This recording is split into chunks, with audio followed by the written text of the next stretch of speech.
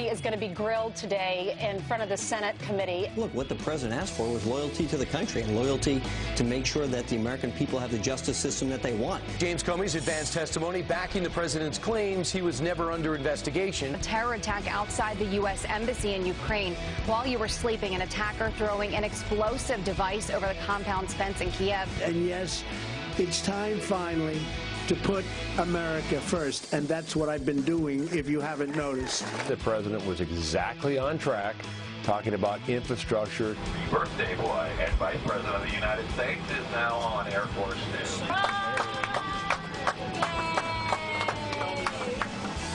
I feel 58 years young. It is time for the CMT Music Awards.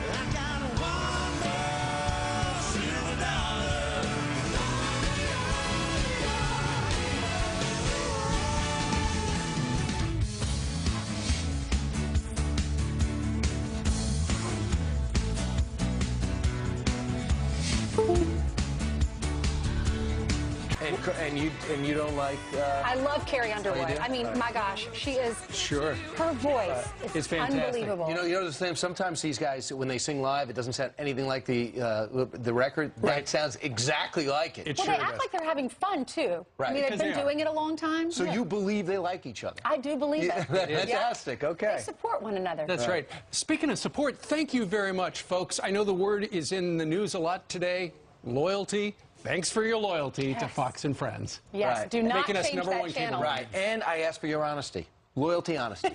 Loyalty and honesty. How are you going to know if they're honest back? They'll do. Write us and say something that you know is true. That's all I ask.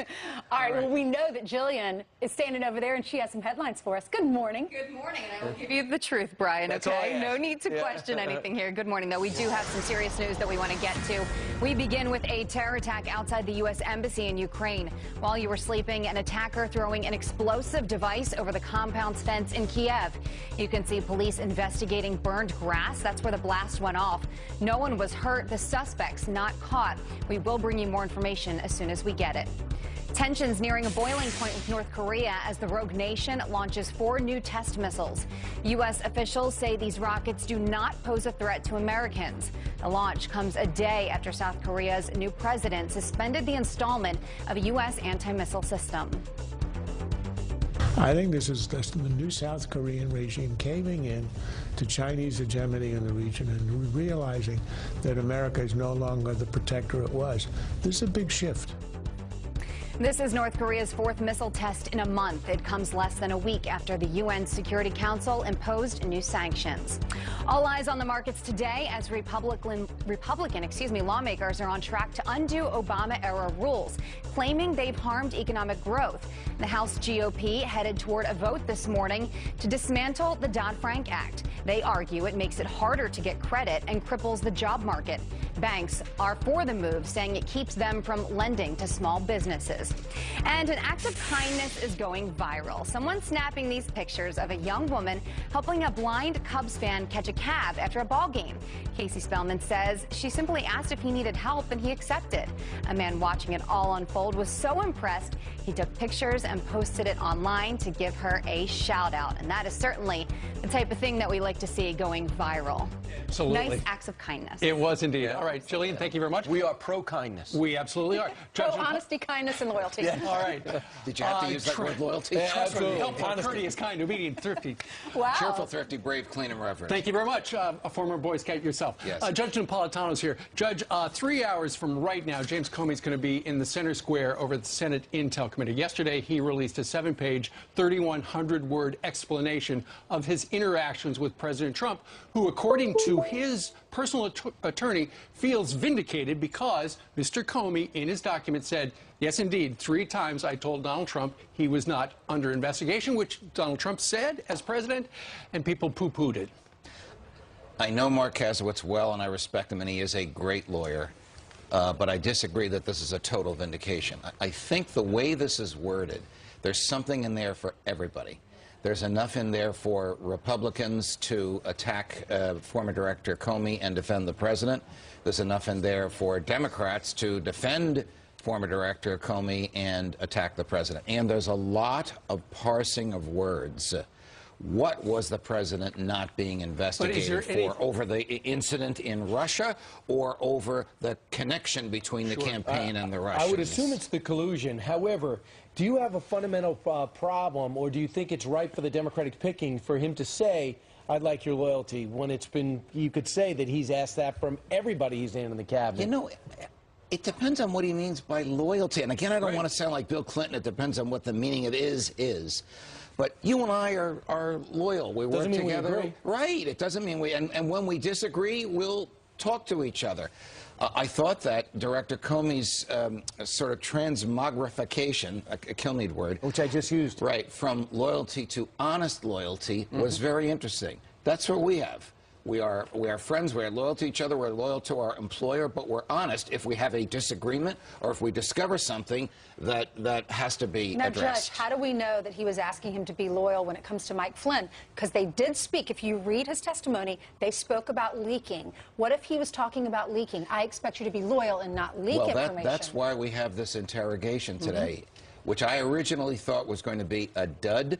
Now I think it's going to be absolutely incendiary because there's so much in here to ask questions about. So, for example, if you're a Democrat senator, where do you go with Comey when it comes to the questioning part? Did you feel the president was trying to influence your decision as to whether or not to investigate General Flynn? Well, yeah, of course he was trying to influence it. He didn't succeed, but he was trying to. That's meat and potatoes for the Democrats. Remember... and for the Republicans? And for... You try to hurt his credibility, right? Right. You either try and hurt his credibility, or did the president say anything to you that made you do your job differently? No, I did my job as I was stunned when I was fired. I did my job as my conscience told me to do. Doesn't the fact that the president is not under investigation and the FBI director told him that 3 times, January 6th, January 27th, and March 30th, doesn't that mean that he didn't do anything wrong? No, you have to finish the sentence. The president was not under investigation for fill in the blank, for his concerns about those absurd allegations in Russia, for his involvement with the transition, for any communication with Russian intelligence. You have to fill in the blank. But what I want to say this, I do not believe that a strong case of obstruction of justice comes from this document. It's just not there. But this is not a courtroom in which you have to prove all the elements of the crime, because this is politics. And if you create the impression that the Democrats can succeed today in creating the impression that Donald Trump inappropriately used the power of the presidency to protect his friends, then the president loses. If the Republicans can create the impression that Donald Trump was the chief executive officer of the federal government, is the person who runs and is responsible for and accountable to the people for what happens in the executive branch, and is entitled to tell the people who work for him how he'd like them to do it, then the president will prevail. Sure, and the mainstream media, and there have been a lot of leakers, have tried to present the impression that Donald Trump tried to stop the investigation. Yesterday on Capitol Hill, 24 hours before James Comey sits down, we had the top intel chiefs, and they made it very clear, Judge, and we're going to play a soundbite, they never felt the president pressured them to intervene in the Russia investigation. Listen to this. To the best of my recollection, I have never been directed to do anything I believe to be illegal, immoral, unethical, or inappropriate. And to the best of my recollection, during that same period of service, I do not recall ever feeling pressured to do so. I have never been pressured. I have never felt pressure to intervene or interfere in any way and shaping intelligence in a political way. He may not have felt pressure, but if he's even asking, to me, that is a very relevant piece of information. And they did say that they would say certain things behind closed doors that they would not say in public. Now, you just saw both sides of the argument. Did he ask you to talk to Jim Comey about Mike Flynn? I'm not going to tell you what the president asked me. Were you ever pressured to do anything unlawful, inappropriate, or immoral? No, I never was. Follow-up question. Yeah. Would it have been unlawful, inappropriate, or immoral for you to have called up Comey and say, Flynn's a great guy? No, it wouldn't have been immoral or unlawful to have done that. So there's a lot of parsing of words, Brian. We're going to see more of it today. Absolutely. We're going to see that, and we saw some of the anger. The decision for Coates and for Rogers and the Deputy Attorney General to not answer that question Is there a legal grounds for them not to say, yeah, the president pulled me aside and talked to me, but I didn't feel pressure? Very upset, very unsettling and disheartening for me. Because Rubio was as exasperated as... I think Senator Rubio was correct. I think Senator Angus King was correct. If you're under oath and you don't want to answer a question, you have to give a recognizable legal reason for not answering the question, and they couldn't do it. Can we watch a little of that? Let's take a little of let's take a look at that sparring. Here's Angus King. Is there an invocation by the President of the United States of executive privilege? Is there or not? Not that I'm aware of. Then why are you not answering Because I our feel questions? it is inappropriate, Senator. What you feel isn't relevant, Admiral. Why are you not answering the questions? Is it an invocation of executive privilege? If there is, then let's know about it. If there isn't, answer the questions. I stand by the comments I've made, and I don't mean that in a contentious way. Well, I do mean it in a contentious Yes, sir. way. I don't understand why you're not answering our questions. Mr. Coates, same series of questions. What's the basis for your refusal to answer these questions today? I do not believe it is appropriate for me to... What's the basis? I'm not satisfied with I do not believe it is appropriate or I do not feel I should answer. You swore that oath to tell us the truth, and today you are refusing to do so. What is the legal basis for your refusal to testify to this committee? I'm not sure I have a legal basis. He was honest. Well, what do you mean you decide? Senator King was, in my view, 100% correct, and the witnesses just didn't want to give an answer, and they do not have the liberty to do that without stating a legal basis. I commend Director Coates for saying, I don't have a legal basis, I just don't want to talk about it. Guess what? You're a witness, you took an oath to tell the truth. You don't get to decide what to talk about. The questioners do. Sure. So what do you think? What do you think? I think it probably, my guess is the answer would have implicated some national security matter, and they didn't want to discuss it in public. So there's something called the national security privilege. That's what their answer should have been. Why they didn't say that, I don't know. I also suspect there are some pieces of the puzzle that we don't know about yet, and we may learn about it from Director Comey. Robert Mueller's coordinated with Comey. What does that mean? Absolutely rational to do. Here, think of this. Comey's the prosecutor, excuse me, Mueller's the prosecutor. Comey is a potential star witness in some forum, a grand jury, a trial jury, a House investigation committee. You really going to let your star witness go out there and blab under oath and not regulate what he said, or are you going to go over with him ahead of time what you want him to say and what you don't want him to say? Think of Mueller as Comey's lawyer. Perfectly appropriate. He's going to pass on some questions. Correct. If they didn't collaborate, that would be very bad lawyering on the part of both of them. All right. Thank you, Judge. It'll be an exciting day, I got to tell you. I know, absolutely. All starts 2 I hours. brought a change of clothes, Brian. I don't know how long I'm going to be here. I'm just going to change ties. Absolutely. Thanks for that. There's a shower right behind. Thank you. Meanwhile, moments ago, polls in the UK opening under the shadow of terror. How will the security crisis affect the results? We are live in London next. And welcome to Washington. First Lady Melania Trump packing up at Trump Tower. But first, more from the CMT Music Awards. Here's Chris Lane with Fix. It's in quotes. Love that guy. All right, we just got our hands on some dramatic new video that shows the terrorists in London over the weekend wildly stabbing a man and then police shooting him dead. So I got to warn you, this is graphic. It begins with the 3 cold-blooded killers armed with knives hunting for victims. One seen in this heart-stopping moment, lunging and stabbing an innocent man walking down the street. The 2 other terrorists join in. The victim falls to the ground. But within seconds, armed officers, as you can see, they pull up, they jump out so fast, their car keeps rolling down the street without them. The cops then killing the extremists with a hail of bullets, putting an end to the horrific rampage. 8 people were killed, 48 others injured in the massacre. You mean extremists, you mean terrorists, Islamic terrorists. Security now taking center stage as voters in Britain head to the polls. And joining us now live in London, Benjamin Hall. Hey, Benjamin, this is anything but a layup for the sitting Prime Minister, right? Oh, Steve, Brian Ainsley, good morning. Look, the Conservatives called this election because they believed they were going to win by a mile. But a number of things have happened in the last couple of months that mean the chance of a far-left government here in the UK is far closer than ever before. Theresa May effectively inherited power from David Cameron when he lost the Brexit the Brexit vote last year. And she has now said that she wants political capital, her own momentum going into Brexit negotiations. But she has been accused of failing to inspire the people here, of numerous political U-turns, and as such, she has been called the UK's right-wing Hillary Clinton. Front-runner against her is Labour leader Jeremy Corbyn. He's a left-wing socialist verging on Marxist. He's been called the Bernie Sanders of the UK. He said that he would never press the nuclear button. He wants to nationalise rail and water sectors, dramatically raise taxes and increase benefits. His own party held a vote of no confidence against him, but in a matter of weeks, he has managed to close the gap. Recent terror attacks in London and Manchester have, as you say, taken centre stage here, twice suspending the election campaigning. Jeremy Corbyn has blamed the UK's foreign policy for attacks like these, and he even supports dialogue with terrorists like the IRA and Hamas. But this election is, at least today, being touted as a triumph of democracy over terrorism.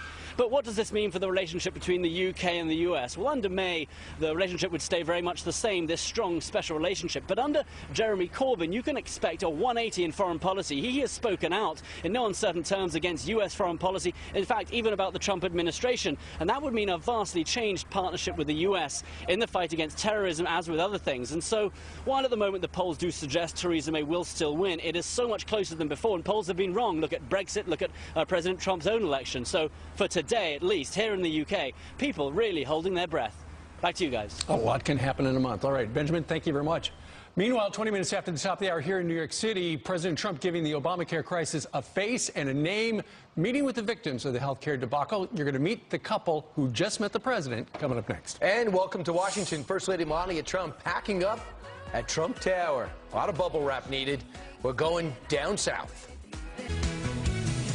All right, quick headlines now. The government contractor accused of leaking top-secret NSA documents to the media tells her mom she is scared. That's what she looks like when she was arrested. Reality Winner is hoping to be released on bond after a detention hearing today. The 25-year-old lawyer says she will plead not guilty for providing a report about Russian interference in the presidential election to an online news outlet. And the lawyers for a Gitmo detainee are suing psychologists who created the CIA interrogation techniques used in the war on terror. They want the doctors who provided the information to Polish officials who are investigating a former CIA jail in that country. The lawsuit details what it describes as a torture of an al-Qaeda facilitator.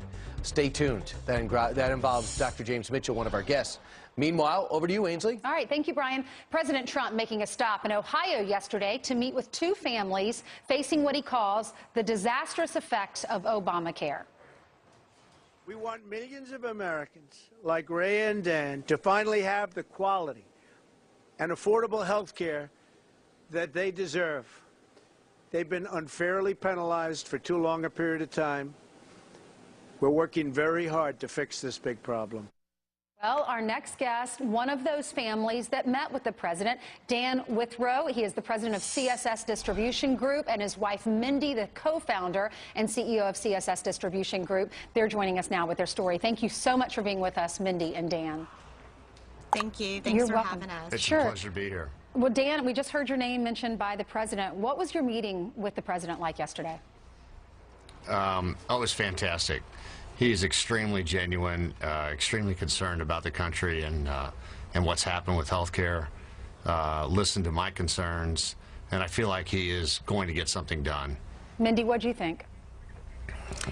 He was so warm and friendly, just very, very kind with the kids. You could tell that he was a family man. Yeah, Dan, you mentioned your concerns, that he heard your concerns. Tell the folks at home what you've been through after the ACA was implemented. Oh, it's been a mess. Prior to the ACA, I could count on premium increases of 6, 8, 10%. I could budget that. In fact, it was really just easy to absorb it. Afterward, we had increases of 30, 40, 50%. And in order to keep good employees, I would absorb most of those increases. And it got to the point where I've probably absorbed about $100,000 worth of increases. And that really puts a strain on the P&L, but it's more important to have happy employees and employees that stick around. The continuity of keeping employees with the company is much more important than passing on increases that would cause them to leave. Well, everyone wants to work for a boss that's loyal to them, so I'm sure they appreciate hearing you say that. But Mindy, how did it affect your family? I'm seeing you on the tarmac with your kids. How you have three children? It looks like a daughter and 2 boys. No, we have 4 children. 4 children. So, gosh, Yes. even a bigger family. So how did that affect, I mean, you're trying to put food on the table, send the kids to college, like every family out there. How did this affect the bottom line for you guys? Well, I mean, just like Dan said, we had to look at alternative ways. Which were? Well, Dan. Well, it cost me to work a lot more. Yeah. I put in a lot of 100-hour weeks. I probably didn't see the kids very much the first 3 to 4 years. Wow. And so you absorb it by working more and trying to make more money, go out and get more customers and make more money.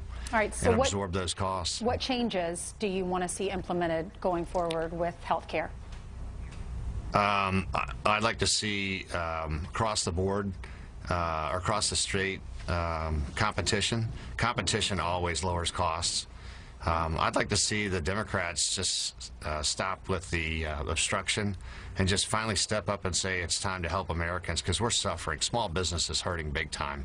And if small business is hurting, that means we have less money that we can spend, and when we spend money, big business benefits from it. So it's time to do something about this bill and get it passed and make changes for Americans, not worry about who's going to get elected and protect themselves. They need to step up and do something. All right, Mindy and Dan from the great state of Kentucky went over to Ohio to meet with the president yesterday. Thanks for joining us this morning. Oh, thank you for having us. You're welcome. We love your show. Thank you so much. God bless you both and those beautiful children. All right, thank Wish you. all the best with your business. All right, the video is insane. A dramatic shootout between police and a man trying to take over a city bus.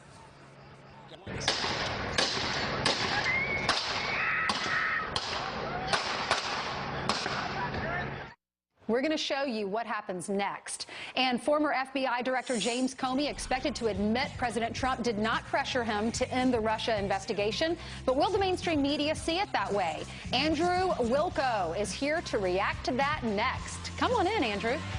Bar in D.C. is opening at 9:30 a.m. tomorrow for Comey's hearing. You hear about this? It's turning into a big thing. So the bar is opening up at 9:30 a.m. in D.C. for Comey's hearing, and we'll give everyone a free round of drinks each time Trump tweets about it.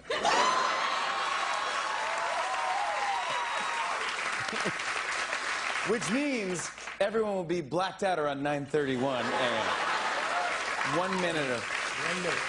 There is some suggestion the president could actually be live tweeting as Mr. Comey is speaking. Join us right now here on the Curvy Couch. You walked it across the street. We've got Andrew Wilkow, the host of the Wilkow Majority. The extremely successful show over on Sirius. Thank you. We love having you on. You did a great job. Thank you. And that's part of your success. Let's be honest, Andrew. Yeah. Andrew, on your website, you say on today's show, Democrats putting all their eggs in the Comey basket.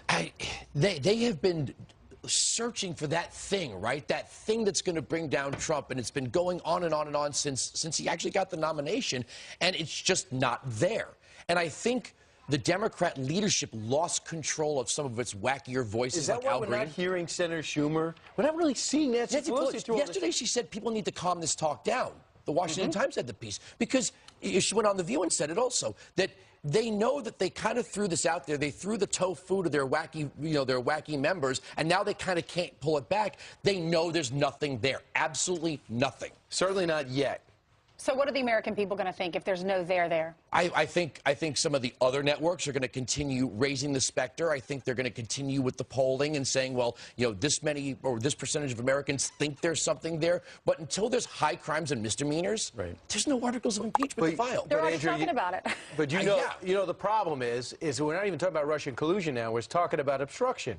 So now instead of talking about Russian collusion and what they did cyber, through the cyber attack and maybe with the Trump ancillary people might have contacted, yes or no?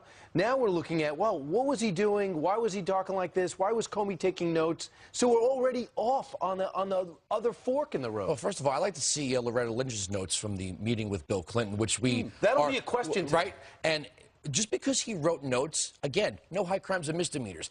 the president making you feel uncomfortable. Not a high crime or misdemeanor. None of this rises to the level of high crimes and misdemeanors, no matter how many times people try to say it. This is nothing. Sure. Nothing that Mr. Comey wrote yesterday in that 7-page document, which he's going to present today at 10 o'clock, you'll see it live here on the Fox News channel, proves a crime. But people are talking, Andrew, and you look at the front page of the New York Post today, the President of the United States reportedly told Mr. Comey, I expect loyalty. You got a problem with that? No. I mean, again, not a crime. Might be uncomfortable, might not be the thing a president should say to the FBI director in that exact language. Not a crime, not obstruction, not a high crime or misdemeanor. You mentioned impeachment. Al Green, Senator Al Green and Senator Sherman already saying that they have filed articles of impeachment. Listen to this. I have engaged in the process of drafting articles of impeachment. My articles of impeachment are being reviewed. And at some point, if no one else does, I will file articles of impeachment to impeach President Donald J. Trump for obstruction of justice. Andrew, the average person looking in, when they hear the Democrats less than 6 months into a new term trying to impeach a president on loyalty, and maybe some obstruction of justice. And if that's true, that would be a bad thing. But there's no provable evidence that ever happened. But for the average person to hear that talk, isn't that crazy? Yeah, and good for him if he wants to file his little, articles of impeachment. It's going to go nowhere. The Democrats don't control the House of Representatives. Again, no high crimes and misdemeanor. What would you convict in the Senate on? What would be the reason for senators to convict the president and remove him? Well, they don't like him. Well, I would say this. I think Jonathan Turley said to do something like that, you need his term, lead pipe cinch, in order to do something like that. And this is not that.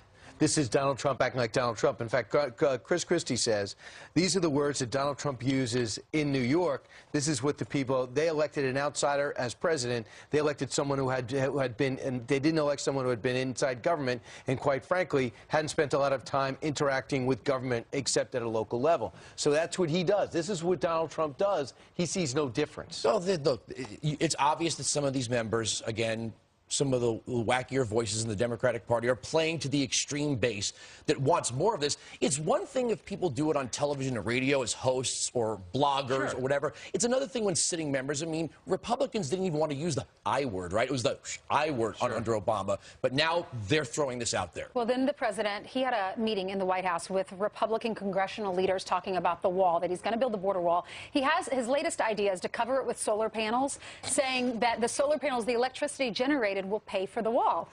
I love this. I do. I love this because I'm trying to picture the reaction inside the Sierra Club or one of these environmental, groups. He's singing their song. Yeah, that, and think about the kind of competition you can have breaking out, sections of the wall for different competing companies, and then we could find out which solar panels are best. But Andrew, this isn't just a pipe dream. This was an entry into the contest to get the contract to build the wall. They know how to do it. It's a design that's out there. You can see this online. But why not? I don't know. Why not utilize the power of the sun where it's the most hot in our country at the border? I would have sold it like a minor league baseball stadium. I would have said you can buy, like in Modell's, can buy a portion of the wall, and therefore it can pay for the wall. Well, remember he said he wants a big, beautiful wall. So will the solar panels be on the American side or on the Mexican side? We can share the energy. On the sun side. We can share the energy with them. That's fine. All right. Very good. All right, Andrew, look forward to hearing your show. When can we hear it? Noon to 3 Eastern. Right. All right, if you show up on time. It's across the street. I promise I'll be on time. I'm going to go right there. Okay. Andrew Wilkow, thanks. Thank you, sir. You'll have a lot to talk about today. No kidding. All right. Let's hand it over to Jillian, who has some headlines for us. Hey, Jillian. Is Modell still a thing? I haven't seen them in years. It's Modell's. John, do we still have a Modell? Yes. We still have it. Okay. Gotta go to Moe's. Gotta go to Moe's. In New York. Now, you still go to Sports Authority, you'll see an empty store. Okay, fair enough. Good morning to you at home. Let's start right here. An armed robber is dead after sparking a police shootout in broad daylight.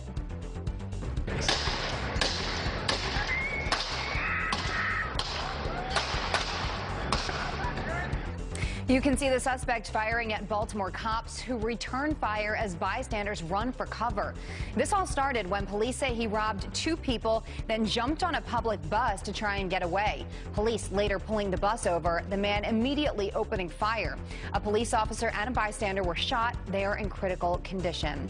An illegal immigrant who was deported and then re-entered the U.S. pleads guilty after killing a teenager. Octavio Bringas-Posado says he was playing with a gun when he accidentally shot Darius Plummer inside his home in Baton Rouge, Louisiana. It was the 16-year-old's birthday. Bringas-Posado faces more than a decade in jail and deportation back to Mexico. He was first deported in 2012. Well, the White House will no longer be a bachelor pad next week. First Lady Melania Trump and son Barron will join President Trump at the First Family's residence next Wednesday. That's June 14th. The Trumps had been waiting for their 11-year-old son to finish the school year before relocating from New York City. And the biggest stars in country music coming together for the CMT Awards, all in the heart of Nashville.